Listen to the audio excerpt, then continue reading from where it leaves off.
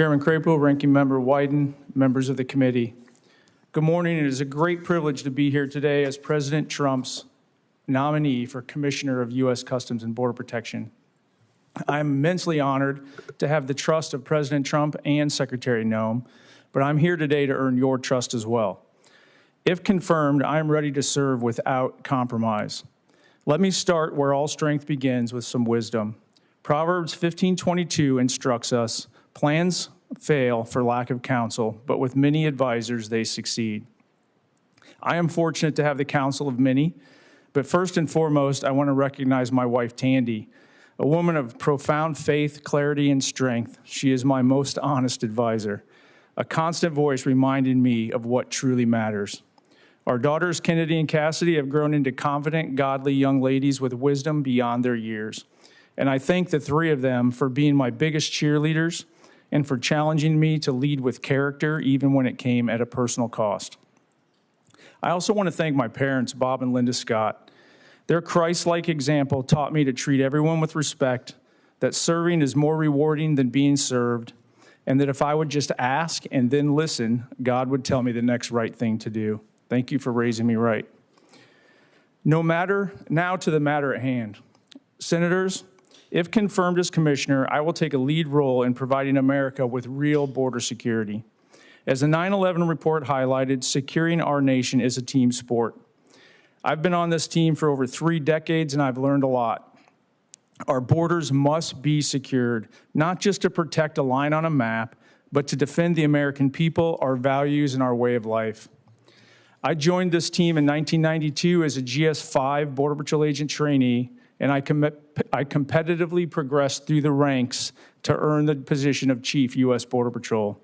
I'm very proud of that green uniform that I wore, but CBP's mission is bigger than just the Border Patrol, and so is my experience. During my career, I was immersed in a living border security laboratory. I worked alongside colleagues as we transformed chaotic, crime-ridden border regions into some of the safest communities in America. I watched CBP officers fine-tune operations to maximize the flow of legal trade and travel that fuels our economic security, while simultaneously interdicting weapons, people, and contraband like fentanyl that violate our laws and put our families, friends, and neighbors at risk. Unfortunately, I also watched communities slide backwards into total chaos when policy changes resulted in crimes being ignored. I learned what works, and I learned what does not. I learned what motivates our personnel and what demoralizes them. If confirmed, I will leverage my experience to empower the men and women of CBP to do what they were hired to do: safeguard every American by providing secure borders and keeping trade and travel moving. Border security is national security.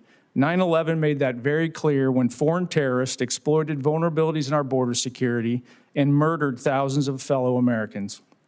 We vowed then to never forget, and I assure you that I have not. Congress responded by creating the Department of Homeland Security and Customs and Border Protection. I responded by joining a small team within CBP that developed and institutionalized the anti-terrorism capabilities that exist today. As I read countless intelligence reports, my understanding of the interdependencies between border security and national security constantly grew.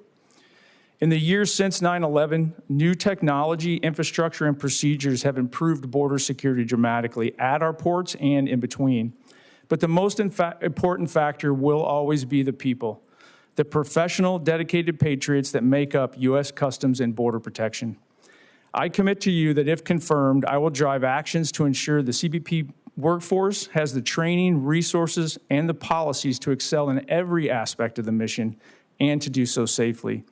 I will encourage innovation, modernize processes, and enhance efficiencies. And I will work to ensure that CBP strategies are driven by intelligence and data and that the policies align with national security, including our economic objectives.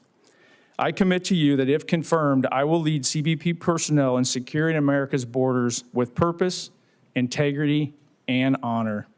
I'm asking for your support, your vote today, and I look forward to your questions. Thank you.